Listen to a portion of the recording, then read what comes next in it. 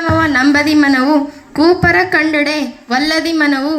ಈ ಮನದ ಭ್ರಮೆಯನ್ನೆಲ್ಲವ ಮರೆಸಿ ನಿಮ್ಮ ಶರಣರಿಗೆ ಶರಣೆಂಬುದ ಕರುಣಿಸು ಕೂಡಲ ಸಂಗಮ ದೇವ.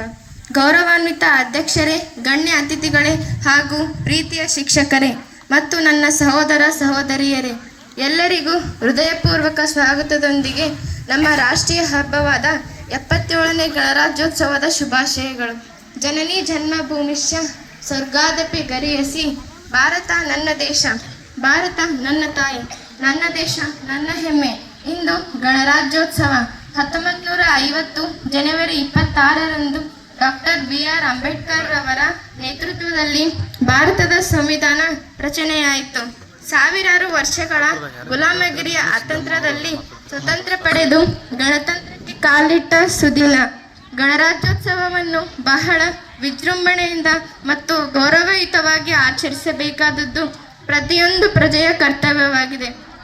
1947 ಆಗಸ್ಟ್ 15ರಂದು ನಮ್ಮ ದೇಶ ಸ್ವತಂತ್ರವಾದ ಬಳಿಕ 1950 ಜನವರಿ 26ರಂದು ಡಾಕ್ಟರ್ ಬಾಬಾ ಸಾಹೇಬ್ ಅಂಬೇಡ್ಕರ್ ಅವರು ಸಂವಿಧಾನ ರಚಿಸಿ ಜಾರಿಗೆ ತಂದರು. ಈ ದಿನದಂದು ಭಾರತವು ತನ್ನನ್ನು ತಾನು ಸಾರ್ವಭೌಮ, ಪ್ರಜಾಪ್ರಭುತ್ವ ಮತ್ತು ಗಣರಾಜ್ಯ ರಾಜ್ಯವೆಂದು ಘೋಷಿಸಿಕೊಂಡಿತು. ವಿಶ್ವದಲ್ಲೇ ಅತಿ ದೊಡ್ಡ ಲಿಖಿತ ಸಂವಿಧಾನ ಹೊಂದಿರುವ ದೇಶ ನಮ್ಮ ಭಾರತ ಎಂಬುದು ನಮಗೆ ಹೆಮ್ಮೆಯ ವಿಷಯ. ದೇಶವೆಂದರೆ ಬರೀ ಕಲ್ಲು ಮಣ್ಣಿರುವ ಭೂಪ್ರದೇಶವಲ್ಲವಾದ್ದರಿಂದ ನಮ್ಮ ಸಂವಿಧಾನ ದೇಶದ ನಾಗರಿಕರ ಪ್ರಗತಿಗಾಗಿ ಮೂಲಭೂತ ಹಕ್ಕುಗಳನ್ನು ನೀಡಿದೆ. ಈ ಮೂಲಭೂತ ಹಕ್ಕುಗಳು ವ್ಯಕ್ತಿಯ ವ್ಯಕ್ತಿತ್ವ ವಿಕಸನಕ್ಕೆ ಅಗತ್ಯವಾದ ಸಾಮಾಜಿಕ ಮತ್ತು ರಾಜಕೀಯ ವಾತಾವರಣವನ್ನು ದೇಶದ ಪ್ರತಿಯೊಬ್ಬ ನಾಗರಿಕನಿಗೂ ನೀಡಿದೆ. ಸಂವಿಧಾನ ನೀಡಿರುವ ಈ ಹಕ್ಕುಗಳನ್ನು ಬಳಸಿಕೊಂಡು ವ್ಯಕ್ತಿ ಪ್ರಗತಿಯತ್ತ ಸಾಗಬೇಕು. ಜೀವನದಲ್ಲಿ ಉನ್ನತವಾದ ಗುರಿ ಇರಲಿ, ಗುರಿ ಸಾಧನೆಗೆ ಹಗಲಿರುಳು ಪ್ರಯತ್ನವಿರಲಿ. ಗುರಿ ಸಾಧಿಸಿದಾಗ ತಾಯ್ನಾಡ ಋಣ ತೀರಿಸುವ ಮನಸ್ಸಿರಲಿ ಎಂಬ ಕವಿವಾಣಿಯಂತೆ ನಾವು ಪ್ರಗತಿ ಸಾಧಿಸಿದಾಗ ಕೇವಲ ನಮ್ಮ ಏಳಿಗೆ ಬದುಕಬಾರದೆಂಬುದನ್ನು ಸಹ ನಮ್ಮ ಸಂವಿಧಾನ ಹೇಳುತ್ತದೆ. ಅದನ್ನೇ ಮೂಲಭೂತ ಕರ್ತವ್ಯಗಳೆಂದು ಕರೆಯಲಾಗುತ್ತದೆ.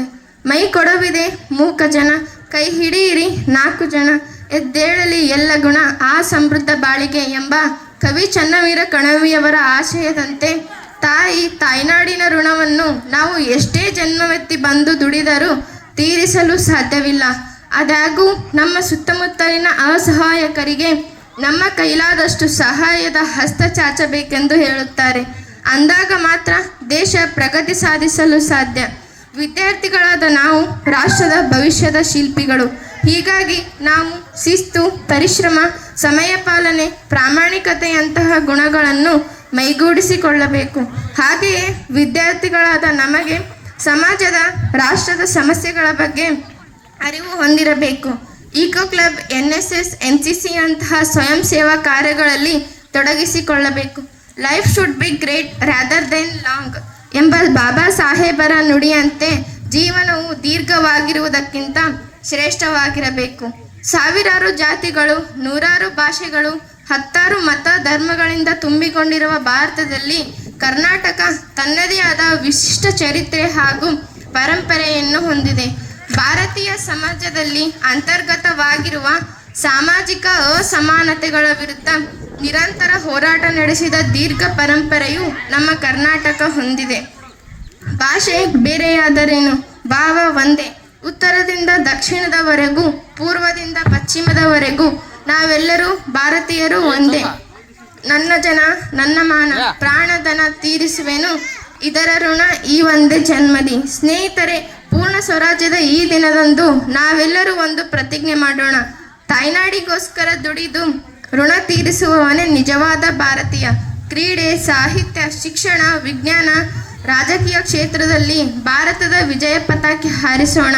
ವಿಶ್ವಪಟದಲ್ಲಿ ಭಾರತಕ್ಕೆ ಅತಿ ಎತ್ತರದ ಸ್ಥಾನ ತಂದು ಕೊಡೋಣ. ಇದನ್ನು ಕೇವಲ ನಮ್ಮ ಬಾಯಿ ಮಾತಿನಲ್ಲಿ ಹೇಳದೆ ಮನಸ್ಸಿನಲ್ಲಿಟ್ಟುಕೊಂಡು ಸಾಧಿಸೋಣ. ಇಂದಿನ ಮಕ್ಕಳೇ, ಅಂದರೆ ನಾವೆಲ್ಲರೂ ನಾಳಿನ ಪ್ರಜೆಗಳು ಎನ್ನುವಂತೆ ನಾವೆಲ್ಲರೂ ಇಂದಿನಿಂದಲೇ ನಮ್ಮ ಹಿರಿಯ ಆದರ್ಶ ವ್ಯಕ್ತಿಗಳ ಮಾರ್ಗದಲ್ಲಿ ಸಾಗಿ ಉತ್ತಮ ವ್ಯಕ್ತಿಗಳಾಗೋಣ ಹಾಗೂ ದೇಶ ಪ್ರೇಮದಿಂದ ದೇಶದ ಹಿರಿಮೆ ಗರಿಮೆಯನ್ನು ಎತ್ತಿ ಹಿಡಿಯೋಣ ಎನ್ನುತ್ತಾ ಈ ಚಿಕ್ಕ ಭಾಷಣವನ್ನು ಮುಗಿಸುತ್ತೇನೆ. ಜೈ ಹಿಂದ್, ಜೈ ಕರ್ನಾಟಕ.